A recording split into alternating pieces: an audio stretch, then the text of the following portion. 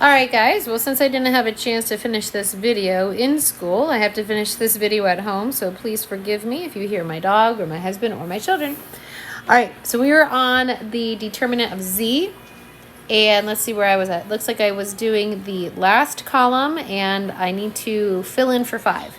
So if I fill in for 5, I'm going to do this and this, have 5, 2, 2, 3, 5, 2, 2, 3. And now the 0 one we already know we're not going to bother with because, well, it's 0. So let's move to the 3. Boom, boom.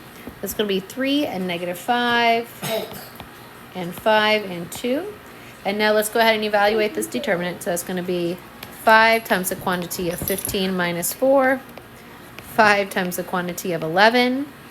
So that's 55. 0 is an I don't care. And now to the 3. That will be 3 times the quantity of 6, take away -25. So it's going to be 3 times the quantity of 31, which is going to be, let's see, 93, and this is plus. 55 and 93, let's see, it's going to be 148. I do not have the answer key, which is always fun, but that's okay. So I'm going to go over here. I'm going to say DZ is 148, hopefully. All right. Now it's time to solve for x, y, and z. Now maybe you prefer the 3-column method. I'm not sure.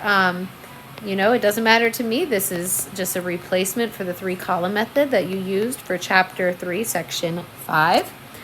All right, so x. X is going to be found by taking dx. Just double checking. I need to look. Yes. X is going to be found by taking the determinant of x over the determinant, which is going to be -74 over -37, which just so happens to be +2, a pretty answer. Y is dy over d, so it's going to be 111 over -37. I don't feel like doing anything incorrectly, so let's try that. That is going to be, Lily, can you please make the dog stop? 111 over -37. Okay, it's going to be a nice clean cut -3. Some encouragement there. And then z is going to be dz over d, which is +148 over -37. And I think we're going to be okay here. Get a clean cut -4. Now, just so you know, you might get fractions in your answer, and that's okay. Again, I think sometimes we give you these integer values and you think when you get a fraction you're wrong. But it just so happened, for your first one, when warming up, learning, I gave you nice numbers. Now, if you ever want to go back and check, you put 2 and -3 and -4 in for all the x, y's, and z's and every single equation. I'm just going to do that real fast in the last one. You could do this on every equation.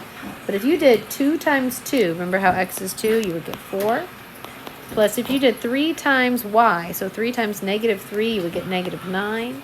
Minus, if you did -2, so it's a -2 times a -4, +8. And sure enough, that would give you -5. Yep, there's your, no, that's fine. -5 plus 8 is +3. So that does work. And you could plug in those into each of the equations for x, y, and z and get a true statement. So that could be a replacement for the 3-column method if you did not like that in chapter 3, section 5. And then this stuff right here, this could even replace elimination and substitution and matrices in general. Just you're solving your 2 equations and 2 variables. And that's all I have, folks.